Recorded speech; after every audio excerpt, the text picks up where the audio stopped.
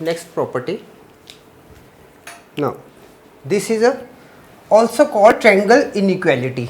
It is sum of the two complex numbers and its modulus is equal to individually finding the modulus and then adding it.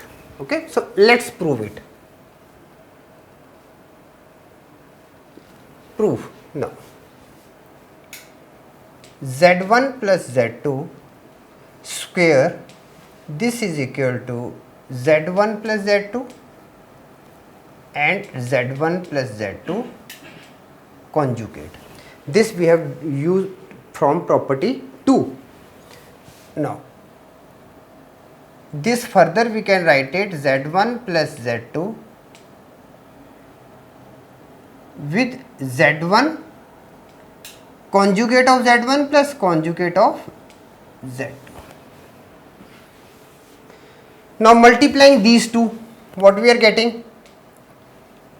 z1 conjugate of z1 plus z1 z2 conjugate plus z2 z1 conjugate plus z2 and z2's conjugate. Now further we can write it this one z1 z1's conjugate plus z2 z2's conjugate. I have written first and the fourth term first plus z1 z2's conjugate plus this term plus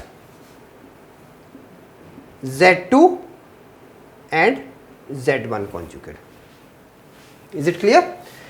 This term first of all I have written, then I have written this, then this one and then this one. Now what further we can write to this one? Now this becomes what?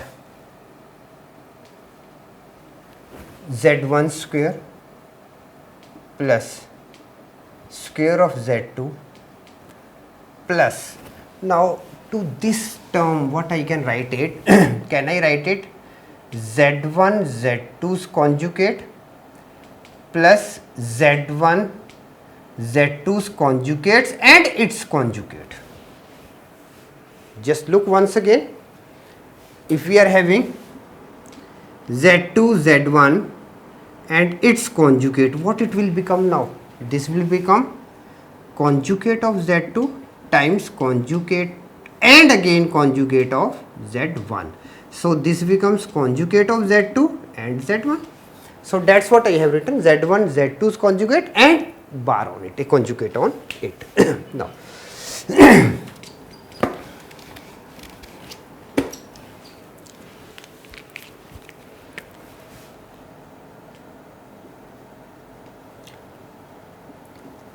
conjugate of z1 z2 is equal to conjugate of z1 times conjugate of z2 and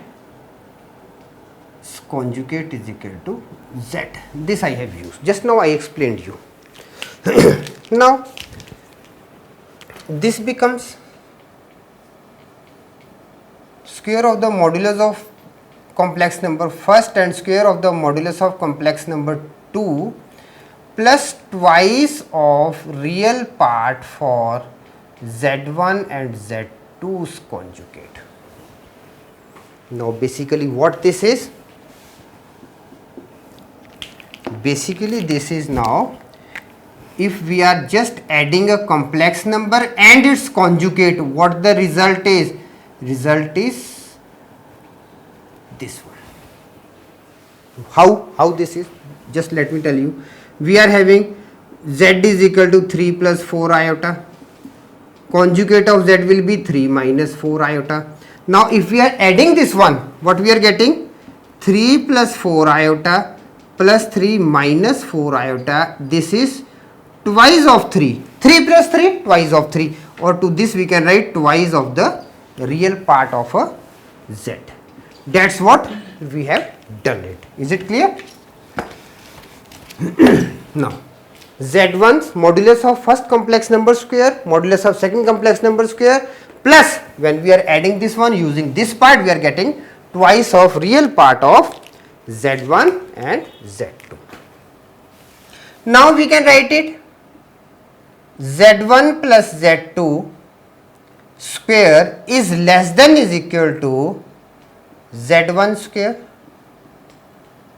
plus modulus of z2 square plus twice of z1 z2. Now why I have written this part?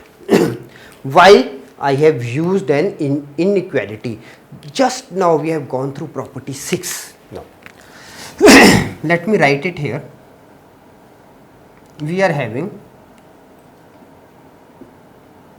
since a is less than is equal to square root of a square plus b square, z is equal to a plus iota b. This is a complex number. Okay. We are knowing that real part, a is what? A is the real part. Real part will always be less than is equal to the square root for a square plus b square. That is the absolute value. Okay. Or to this one, what we can write it? Real part of z is less than is equal to modulus of z, property 6. This was property 6, we have done it. Or what we can write it? Real part of a complex number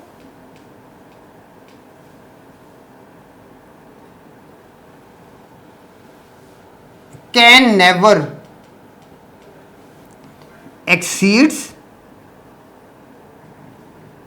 its absolute value. So this is all the thing which is very important, why we have used an inequality here. Now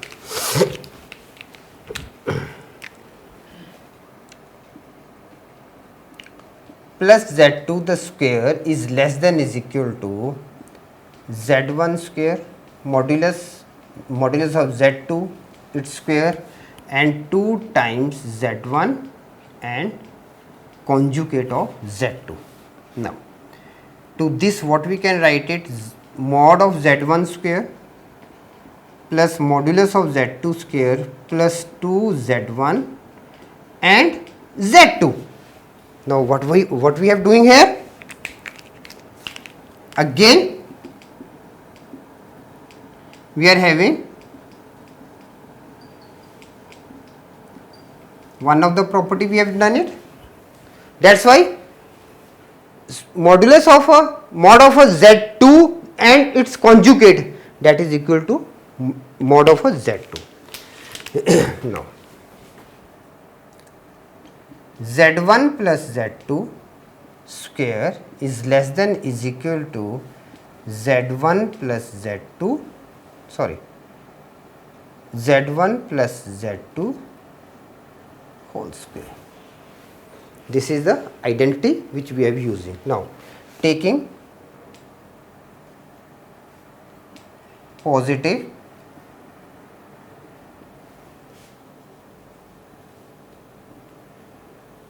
square root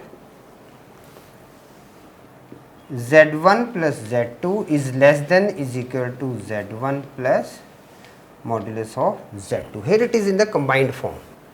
Modulus of z1 plus z2, modulus of z1 plus z2 summation is always less than or equal to modulus of z1 plus modulus of z2.